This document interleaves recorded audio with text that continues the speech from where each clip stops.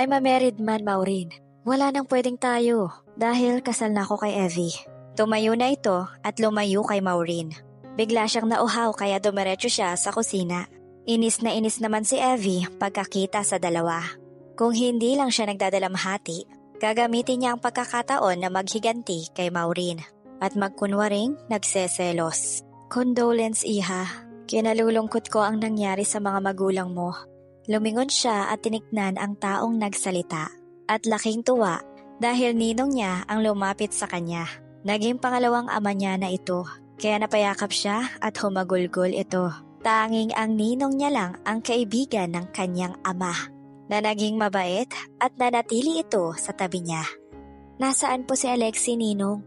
Anak nila ang isa sa best friend niya. At ito ang kasakasama niya sa lahat noong high school sila. Pero dahil hindi gusto ni Alexi na mag-aral sa ibang bansa, ay hindi sila nagkasama sa college journey. Wala pa siya, iha. Maybe bukas ang uwi niya galing ibang bansa. May Passion Week kasi yung kinakapatid mo. Pero nung nalaman niya ang nangyari, dali-dali itong nag-book ng flight, iha. Umiyak na naman siya dahil sa lungkot. Mabuti pa ang kaibigan niya, kompleto pa rin ang mga magulang. Nakita naman ni Draymond ang lalaking kausap ni Evie. Narinig niyang ninong ito ng kanyang asawa, kaya agad siyang lumapit. Nagulat siya nang makilala niya ito. Asawa ko po pala, ninong. Pagpapakilala ni Evie kay Dre. Nagulat si Draymond dahil ninong pala ni Evie ang ama ng babaeng ipapaasawa sa kanya balang araw. Kung hindi lang dumating si Evie sa buhay niya, baka si Alexi ang papakasalan niya ngayon. Dahil mas gusto ng mga magulang niya ang anak ni Andres Fabio. Pero nung nalaman nilang patay na patay siya sa anak ng mga Maxon, ay pinili nila si Maureen para sa kanya. Hindi na nagulat si Andres tungkol sa pag-aasawa ni Evie. Dahil nasabi na ito ng kanyang kumpare bago ikasal ang dalawa. Dahil nung nag-aayos sila ng dokumento, nakwento nito na pupunta sila sa ibang bansa para mag-asikaso sa binigay ni Draymond na negosyo doon. Kilala ko siya, iha, dahil kasosyo ko ang mga magulang niya sa business industry. Hindi na nagtaka si Evie dahil alam niyang sikat ang mga Clarkson. Kaya siguro kahit hindi niya ipakilala sa lahat, ay kilala na ng lahat kung sino ito. Nagpaalam muna si Evie sa dalawa para mapag-isa. Buong buhos niya ang pag-iyak sa kwarto ng kanyang magulang. Inaalala lahat ng masasayang pangyayari sa kanila noong bata pa siya. Lalo siyang humagulgol nang maalala niya ulit kung paano itakip ng mga magulang niya ang katawan nila para hindi mapunta sa kanya ang mga tama ng baril. Hindi ako papayag na hindi ko makuha ang hustisya para sa inyo, Mama, Papa. Kung alam ko lang na huling pagsasama na natin iyon, sana pati ako na rin ang namatay. Walang ibang naririnig sa kwarto kundi ang malakas niyang pag-iyak habang yakap ang mga larawan nila na nasa tabi ng lampshade. Ngayon dito ka natitira sa bahay? Make sure na matuto kang lumugar, Evie. Tinignan lang ni Cathy ang manugang niya. Ngayon pa lang gusto na niyang balahan. Para pagdating ng araw, hindi ito magiging dahilan nila ng anak niya para maghiwalay. Mom, anong klaseng salita yan sa asawa ko? Pagtatanggol ni Dre sa ina nito. Akala ni Evie, totoo ang sinasabi ng ama niya na kinakawawa ng mga Clarkson ang mga babae. Pero bakit kabaliktaran ang nakikita niya? Pinapalahan ko lang siya, Dre. Dahil darating ang lolo mo bukas, ayoko matulad siya sa asawa ng mga tito mo na hindi natutong lumugar dito sa mansyon.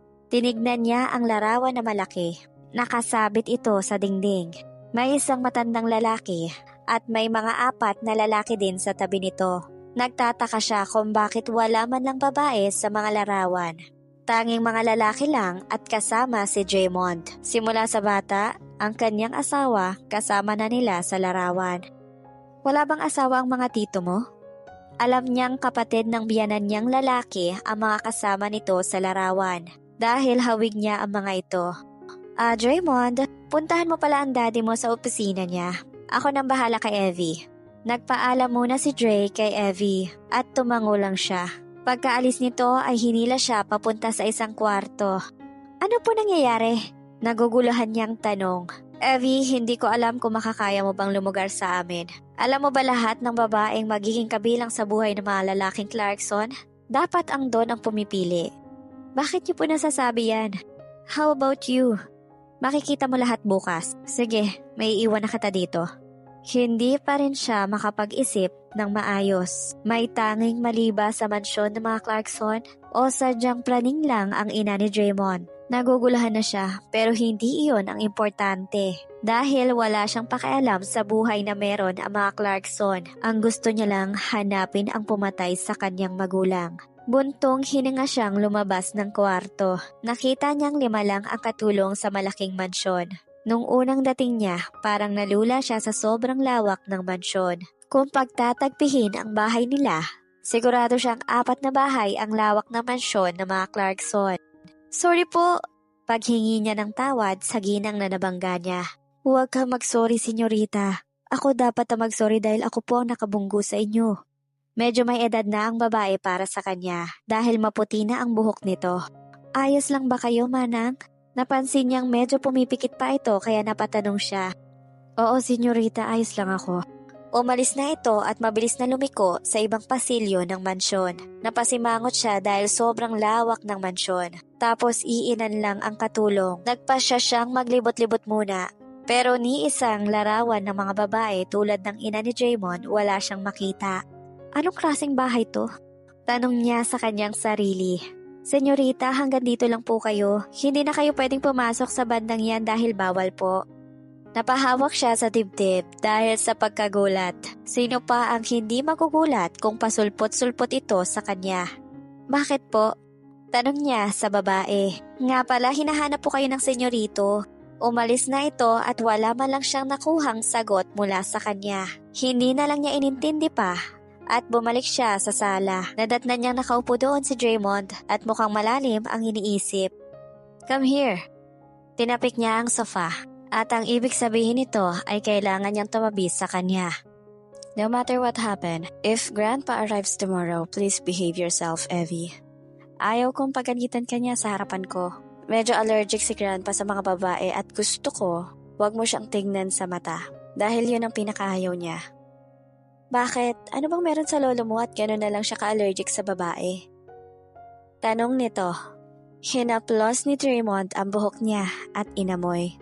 Naa-addict na siya sa amoy ni Evie. Malalaman mo na lang soon pag matagal ka na dito. Basta, behave ka lang at huwag kang umalis sa tabi ko, okay? Tumango lang siya at nag-isip. Nakaramdam siya ng kakaiba dahil parang may mali sa pamilyang pinasukan niya. Regarding sa kaso, kamusta? May balita na ba? Kaya lang naman siya nagtitiis sa piling ni Draymond para lalong mapadali ang pag-imbestiga sa pagkamatay ng magulang niya. Pinahahanap pa ang sniper dahil ito lang ang bukod tanging makakasagot tungkol sa balak nilang pagpatay sa'yo. Ginawa niya na lahat pero mukhang mailap ang salarin. Talagang plinano lahat dahil lahat ng CCTV sa gusali kung saan nagtago ang sniper ay sira. Come on Alexi, anong pinagsasabi mo? Wala na tayong magagawa dahil may asawa na si Draymond. I hate Evie! Naiinis niyang saad. Matagal na silang magkaibigan, pero pakitang tao lang siya noon. Dahil under ang ama niya sa kumpanya nila Evie. Pero dahil nalugi ito, wala na siyang pakialam pa kay Evie. Ang isa sa kinaiinisan niya, ang lalaking gusto ay na kay Evie na pala.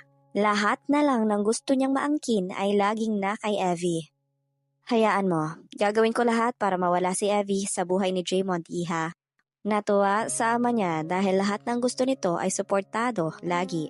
Nagpaalam muna siya para makipagkita sa mga bago niyang kaibigan. Dahil medyo nagtagal siya sa ibang bansa dahil fashion show niya doon. Alexi, my gosh, you look beautiful na!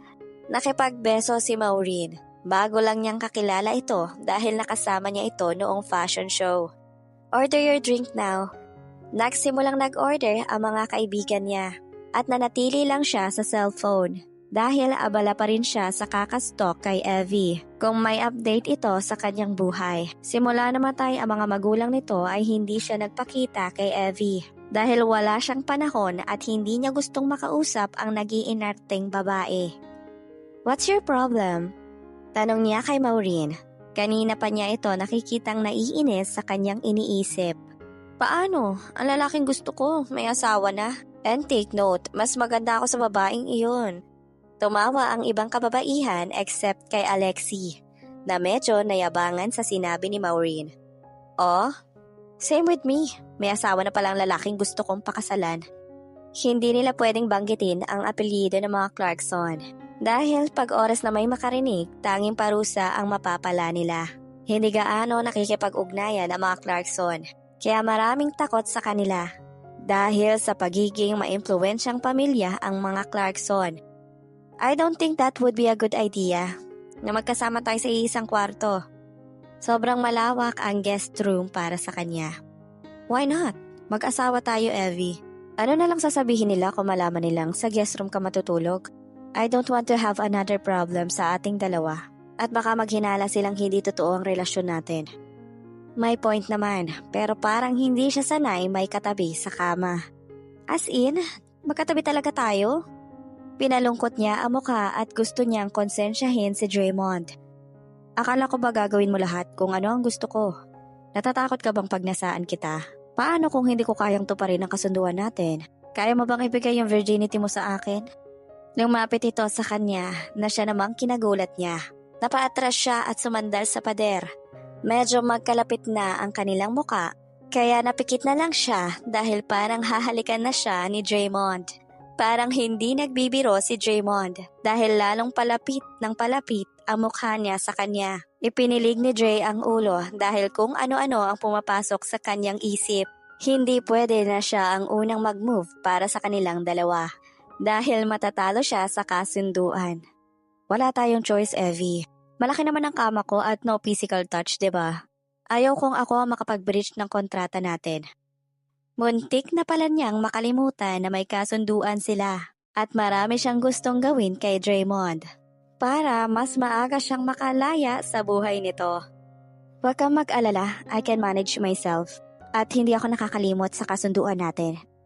Nagkibit balikat lang si Dray at hinayaan si Evie. Medyo nakaramdam siya ng discomfort. Gusto lang naman niyang asarin si Evie pero mukhang siya ang matatalo sa kanilang kasunduan. Wala pang isang buwan ang pagiging mag-asawa nila, kaya hindi pwedeng masira ang agreement nilang dalawa. Saan ka pupunta? Tanong ni Evie sa kanya. I want to go downstairs. You want to join me? Gusto kong uminom ng wine.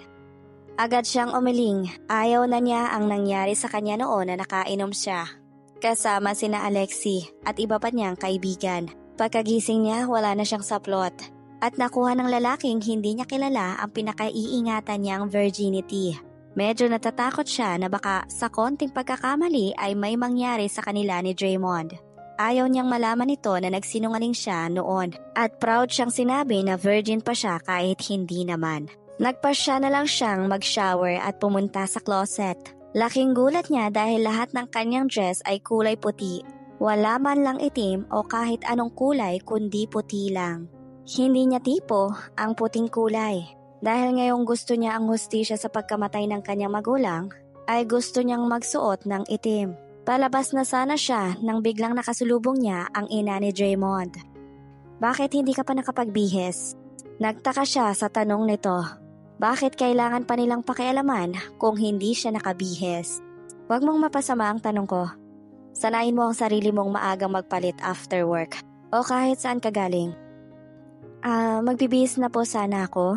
Kaso nagtataka ko kung bakit puro puti ang mga damit ko sa closet. Medyo natawa si Cathy dahil tulad ng reaksyon ni Evie ay naging ganun na rin ang reaksyon niya noong bago sila mag-asawa ni Dennis. You need to accept the fact dahil yan ang rules dito sa mansyon. Kung iba ang suot mo, hindi ka maituturing na parte ng pamilya. What do you mean po? Nahihiya pa siyang tawagin na mami ang ginang na nasa harapan niya. Dahil hindi naman sila totoong mag-asawa ni Draymond. Peke lang ang meron sila. Sa papel lang ang pagiging mag-asawa nila. Napansin mo bang iba't iba ang kulay ng mga suot ng mga katulong? Tumango siya dahil ito ang una niyang napansin. Bawal silang magsuot ng puti. Dahil tayo lang na asawa ng mga Clarkson ang pwedeng magsuot ng puti. Kung iba ang kulay na suot mo, magagalit si Papa. Napalunok siya dahil hindi lang pala sa kasunduan nila ni Dray ang may rules, pati na rin pala sa mansyon. I know you can act a classy girl because you're born into gold spoon. Hindi naman siguro mahirap intindihin ang rules dito. By the way, lahat ng sasabihin ko sundin mo. Kung may gusto ka malaman, sa akin ka lang magtanong. May gusto lang ako ipaalala sa'yo. Always wear jewelry pag lalabas ka na ng kwarto tuwing umaga. Pag matutulog ka lang ang wala. Okay na ba? Pilit na lang siyang tumango at nagpaalam na para pumasok sa kwarto. Pumunta siya ulit sa closet at nagbuntong hininga siyang kumuha ng dress. In fairness, good taste. Natuwa siya dahil magaganda ang mga tela ng dress at iba't iba ang design. Nakita niya mga tatak at napamulagat siya dahil hindi niya afford ang mga ganong design. Para sa kanya kahit mapera sila noon, mahal na sa kanya ang mga design na narito sa kanyang closet. Pumunta siya sa kabilang pintuan at namangha siya lalo. Hindi lang pala dress ang kulay puti dahil lahat ng mga sandals at sapatos ay puti rin. May isa pang pintuan kung saan kailangan niya ring makita. Parang gusto niyang sumigaw dahil sa tuwa. Para siyang nasa tindahan ng mga alahas dahil sa dami nito. Lahat all set jewelry. Napalunok na lang siya dahil alam niyang mga limited edition ang mga jewelry na nasa harapan niya. Napapalunok na lang siya dahil parang prinsesa ang magiging buhay niya bilang asawa ni Clarkson. Napatigil siya sa pantasya niya dahil muli na naman niyang naalala ang sinabi ng kanyang ama na hindi maganda ang trato ng mga Clarkson sa mga babae. Wala din nasabi ang papa niya tungkol sa matandang Clarkson. Puntong hininga siya na maalala na naman niya ang mga magulang. Naluluha siya dahil kung kailan nag-asawa siya, saka naman nawala ang mga ito. I miss them so much. Nilaan niya muna ang ilang minuto niya sa pag-iyak. Habang yakap-yakap ang tuhod, hindi pa rin siya sanay na wala na ang mga ito. Tumayo siya at pumunta sa closet niya. Hindi naman siya nahirapan naghanap ng pantulog dahil nakaseparate na ito. May mga nakalagay na pangbahay at pang-alis.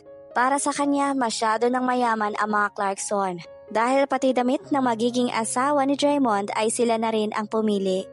Isa na lang ang problema niya ngayon. Kung paano niya pakisamahan ang lolo ni Draymond. Masyadong mahigpit ang mansyon at walang may gustong kumausap sa kanya. At may limitadong parte ng mansyon ang pwedeng puntahan.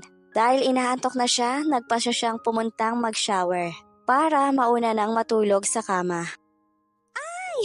Napatakip na lang ng tainga si Draymond dahil sa ingay ni Evie. Bigla-bigla na lang itong sumigaw at parang nakakita ng multo. Nanatili pa ring lutang ang kanyang isip at katawan dahil wala siyang tulog. Paanong hindi siya sisigaw kanina? Dahil pagkamulat niya sa kanyang mga mata, mukha ni Draymond ang kanyang unang nasilayan. Bakit nandito ka sa tabi ko? Galit nitong tanong. May gana pa itong magtanong sa kanya. Gayong siya itong sobrang yumakap sa kanya kagabi. Na halos gawin siyang unan sa pagkakadantay nito dahil sa likod niyang matulog. Hindi siya nakatulog ng maayos kahit lasing pa siya kagabi. Dahil tuwing sinusubukan niyang tanggalin ang pagkakadantay nito sa kanya ay lalong kumakapit ang dalawa. Bunganga mo ang lakas. Malamang iisang kama lang ang nandito sa kwarto ko. Ano gusto mo, sa sahig ako matulog? Hindi naman ako pwede sa guest room. Inis niyang sagot, saka binato kay Evie ang unan. Nasalo naman agad ni Evie at binato ulit kay Dre. Napatitig siya sa mukha nitong bagong gising. Napalunok na lang siya dahil lalong naging gwapo ito dahil sa messy hair looks niya. Matunaw ako sa kakatitig mo. Umiwas lang siya ng tingin saka inayos ang pagkakahiga at lumayo kay Dre. Maaga pa naman, medyo madilim pa ang paligid. Alam niyang walang nangyari sa kanila dahil wala siyang nararamdamang kakaiba sa bandang ibaba niya. Kung bakit kasi hindi man lang niya namalayan na tumabi ito. Siguro dahil sa puyat at lungkot, naging masarap ang tulog niya. Dahil pakiramdam niya, safe siya sa bahay nila Draymond. Tuwing nakakatulog lang siya, hindi nag-iisip tungkol sa pagkamatay ng kanyang ama't ina.